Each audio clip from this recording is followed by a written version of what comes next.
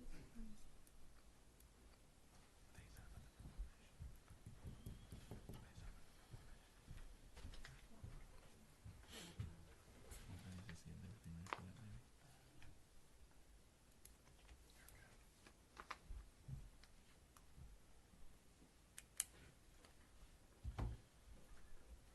right, we'll call to order the regular scheduled meeting of Miami City Council for Tuesday, April 1st, 2025. Item 2, proclamation declaring April 2025 as Autism Awareness and Acceptance Month. Anybody here for that? I don't believe so. As you. Yeah. I didn't know if anybody was here to accept it. Motion to approve. Second. Dunkel. Aye. Barnes. Aye. Jones. Aye. Eastep. Aye. Parker. Aye.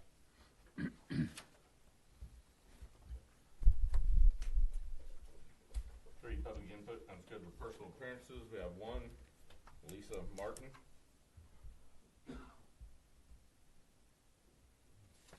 Lisa is not here. We were actually able. We talked to her. Oh, you got it. Yeah, I Okay. think she was good. So that was handled before the meeting. Yes, so. sir. 4, claims list. Motion to approve. Second. Eastep. Aye. Dunkel. Aye. Jones. Aye. Barnes. Aye. Parker. Aye. 5, claims list for Van Auto Group. Motion to approve. Second. Eastep. Aye. Dunkel. Aye. Barnes. Aye. Jones. Aye. Parker. Abstain. 6, minutes from the March 14th special meeting and March 25th regular meeting. Motion to approve. Second. Eastep. Aye. Barnes. Aye. Jones. Aye. Dunkel. Aye. Parker. Aye. 7, budget amendment number 25-18. This amendment does 2 things. One, it is going to reseed in and let the library spend their newest Let's Talk About It grant for $1,400. And it also allows Public Works to spend $6,125 from the carryover in the Parks and Rec Fund to purchase a new tarp for the new gym floor.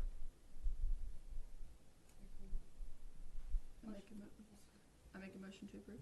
Second. Barnes. Aye. Jones. Aye. Eastep. Aye. Dunkel. Aye. Parker. Aye. 8, contract with Schneider's Fireworks and Importing Company for the amount of $20,000 for the event of 4th of July 2025. Yeah, this is the annual fireworks show that we put on at Buffalo Run. It's $20,000 through Schneider's Fireworks. So, I ask you approve. Motion to approve. Second. Dunkel. Aye. Eastep. Aye. Jones. Aye. Barnes. Aye. Parker. Aye. 9, resolution CC 2025-03. Linda. The only thing different this year, we do this annual citywide garage sale, and I've been asked a lot about when we're going to do it, so I'd like to get it on the calendar. I did ask this time that we add a Friday, so it's Friday, Saturday, Sunday, May 2nd, 3rd, and 4th this year. And if you guys had approved, we'll get the word out that that's the weekend. So I did contact the Miami News Record. They traditionally have hosted it, but they haven't the last couple of years. But they are aware if they want to do anything special for it. But I'll try to put it on all of our city stuff and get the word out. And let Main Street know this morning that we were doing that so they could maybe add to whatever they want to do. So anyway, I just need your approval to get the word out. I'll make motion. I second. Jones. Aye. Barnes. Aye. Eastep. Aye. Dunkel. Aye. Parker. Thank you. 10, discussion and possible action regarding potential conflicts of the city attorney representing the city council and MCFA. So I was asked to review contracts for the access agreement with the at the football field, and I got a contract on my desk that was between the city council and MCFA, and I was asked to review it on behalf of MCFA. I thought, well, I can't do that if there were a breach of contract action or some other litigation. I can't represent both.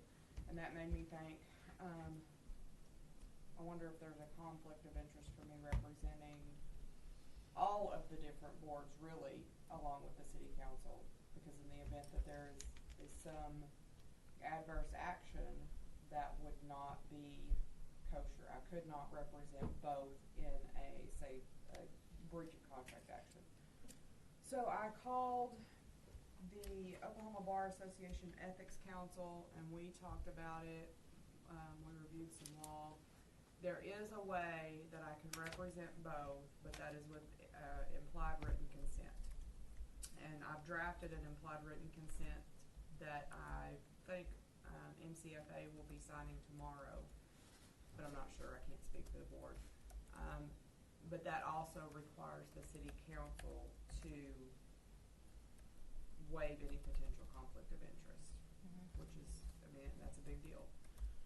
So, I mean, communications to me with regards to these boards would not be confidential. I mean, it's a big deal. Is that because they're a decision-making board? Yes. Yeah, the boards that are advisory, it's not an issue. But it could potentially be with MSUA in the future. This is just, I've only raised this discussion tonight with regards to MCFA because that's the one that's immediately in the spotlight.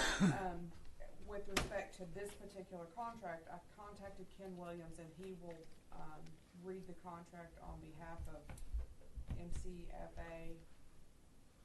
I will read on behalf of MCFA.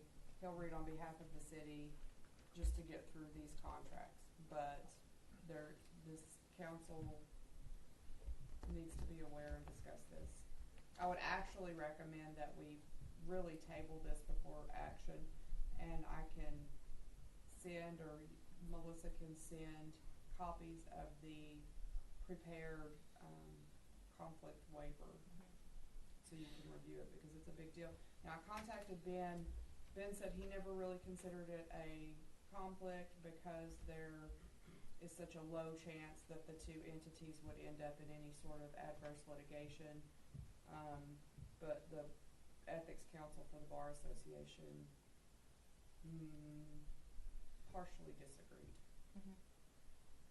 And the waiver is in their packet. And the waiver is in the packet. Oh, that's right. You did say that you were going to do. So you have the waiver.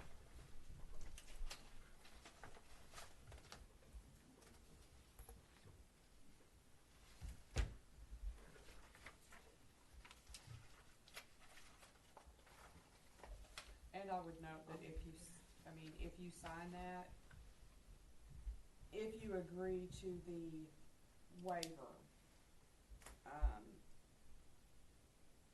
that covers most things that are encompassed in my job, but should there be litigation in the future, I would be materially barred. I would have a material issue with representing you because I would have already received information from the other side that could be used against you. So you would have to have Ken or someone come in for that sort of representation. There would be a material limitation. That's what the law calls it. So, Is there any other boards we have the potential of this happening with? I think MSUA is the one that I'm most concerned about. Any voting board, there could be NDRA. Any voting board, there could be a problem with. The likelihood of it, I think, is the greatest with MSUA. I agree with Ben that there's not a likely problem, or we're not going to end up in court, the city and MCFA. I just don't see that happening. It's not likely. But when you get utilities and the kind of money involved with MSUA, there could be a problem. Now that's lessened by the fact that this board is the MSUA board. So that's greatly lessened by that. But if there were going to be problems, it's that.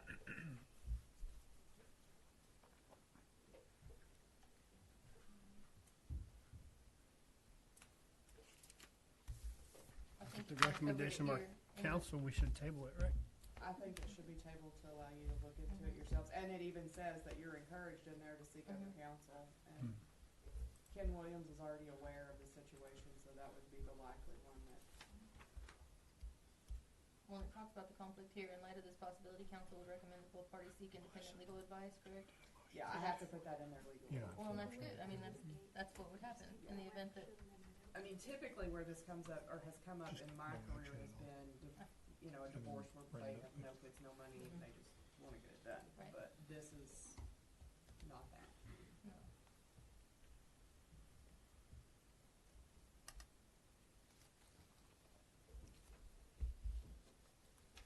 Make a motion to table this. Do you have a date? I lied. I don't wanna do that. We can just take the motion. Or they can take no action, sure. Just take no action. Yeah, we're just gonna gonna take take no it. action. We can take it up later. I just want everybody aware of it as soon as I know about it. Oh, but don't wanna do that. 11, discussion of possible action regarding amendment C 23-08C with V3 Construction and C 2308C with Stowe Environmental Services. That's the same as the other one, we made the amendment to correct the name. Motion to approve. Second. Eastep. Aye. Barnes. Aye. Jones. Aye. Dunkel. Aye. Parker. Aye. 12, other new business. If any, this business is posted to this agenda. 13, staff reports. 14, mayor, council, community announcements. 15, city manager communications. Just two things. We know we have the spring market passport.